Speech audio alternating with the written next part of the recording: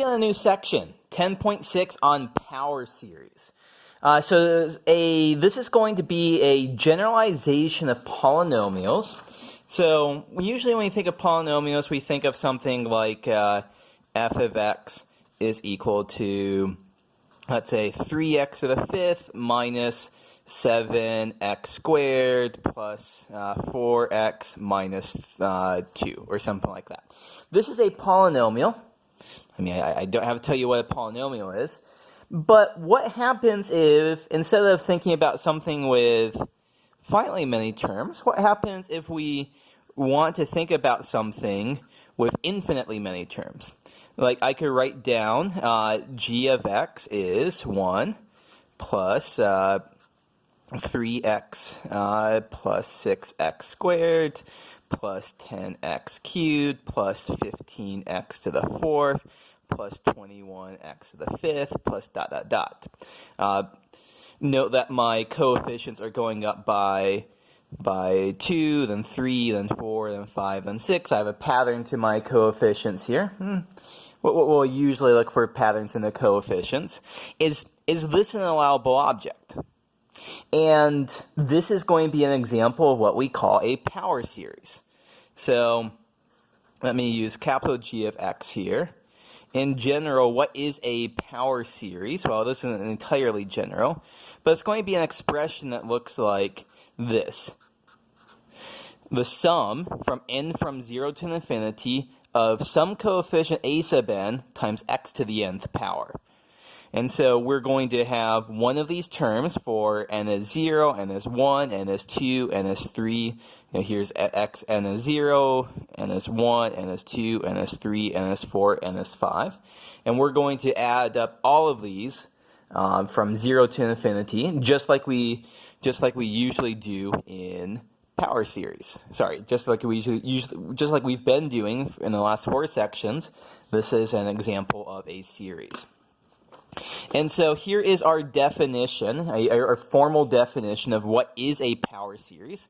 A power series with center C is an infinite series. So the only difference between what was on the previous slide and here is that instead of writing x to the n, I'm writing x minus c to the n. C is some number, some fixed number. If we set c is equal to 0, then this just becomes x to the n. And so here is our form for what a power series is, where x is a variable. Okay, so what can we do with these power series? Let's just write out a couple of examples here. So, for example, we could have f of x is 1 minus x plus x squared minus x cubed plus dot, dot, dot. So the coefficients are 1, minus 1, plus 1, minus 1, plus 1, minus 1. I think we can see the pattern here. Here's another one. G of x is 1 plus x minus 2 plus 2 times x minus 2 squared plus 3 times x minus 2 cubed. So these are both examples of power series. This one is centered at c is equal to 0. This one is centered at c is equal to 2 because x minus 2 squared, x minus 2 cubed. Those are our centers. Okay, so what are we going to think about when we think about power series? So one big question is, where do they converge? Now, I give you a power series. Does it converge? Does it diverge? And more particularly, where does it converge? And so the point is, some power series, they'll converge for some values of x and diverge for other values of x. So let's just see an example of that, or two. If we look at g of 9/4, if we plug in 9/4 up here in for x into g, we end up with 1 plus, so 9/4 minus 2. So I just point out here, 9/4 minus 2 is equal to 1/4.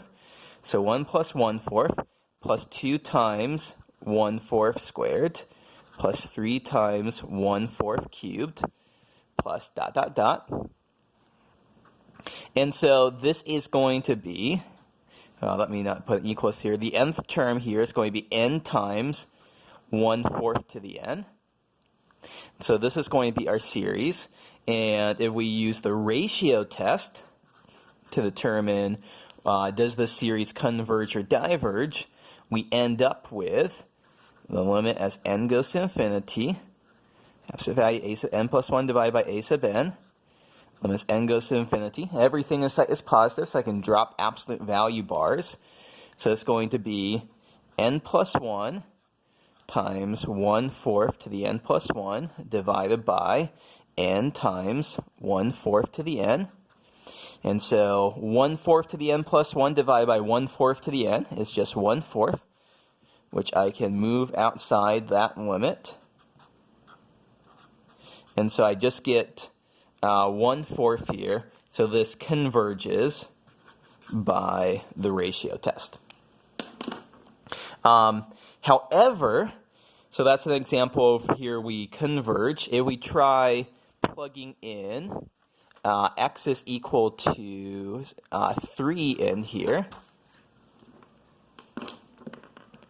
so g of 3, and 3 minus 2 is equal to 1, g of 3 is equal to 1 plus 2 plus 3 plus 4. And so we can see the terms are not converging to 0. So this diverges by the nth term divergence test. Okay, so moral of the story, this power series back here, this converged at 9/4, this diverged at 3. So we'd like to know, we would like to be able to say things about when does our power series converge and when does it diverge. And so as it turns out, we have this big theorem here on Theorem 1 on the radius of convergence. So every single power series, f of x is equal to the sum from a sub n times, sum from n from 0 to infinity, of a sub n times x minus c to the n. Every single power series has a radius of convergence, which we call capital R, which is either a non-negative number, r is greater than or equal to 0, or infinity. And so if r is finite, f of x converges absolutely when absolute value x minus c is less than r, and it diverges when absolute value x minus c is greater than r. And if r is equal to infinity, our power series converges absolutely for all values of x. So let me just, there's lots of words here to spread this out, the overall behavior of our power series. F of x converges absolutely for all values of x. That's one possibility. Either that or there's some radius of convergence r such that f of x converges absolutely if absolute value x minus c is less than r, or diverges if absolute value x minus c is strictly greater than r. So here we have our radius of convergence. So this r here is a radius of convergence. And this allows us to talk about an interval of convergence. So suppose that f of x, so suppose f of x converges,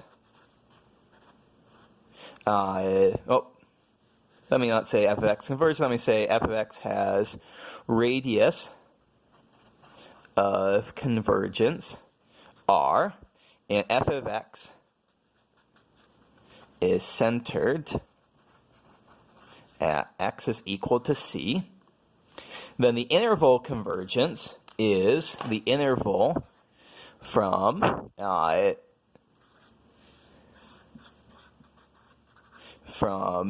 c minus r to c plus r. So the picture that we're going to draw, let me draw a number line here. So here is C. This is where our power series is centered at.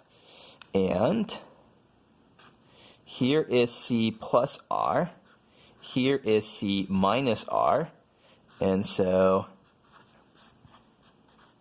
there is the radius of convergence there. So what the previous theorem is telling us is that it's going to converge absolutely on the open interval from C minus R to C plus R. It's going to diverge if x is strictly bigger than C plus R or strictly less than C minus R. And finally, at the endpoints, we don't know what happens. So it might converge, it might diverge. We'd have to do other tests to figure out what's going on. So every single power series has this kind of behavior. Either this kind of behavior, or if r is equal to infinity, f of x converges absolutely for all x. But if r is finite, we have this kind of picture. We know it converges for these values of x. We know it diverges over here. And at the endpoints here, we don't know whether it converges or diverges. It might diverge at both, it might converge at both, it might diverge here or converge here, or vice versa. Okay, so in the future videos we will do more of these, calculate out more power series, and finding particular radius of convergence and intervals of convergence for our power series.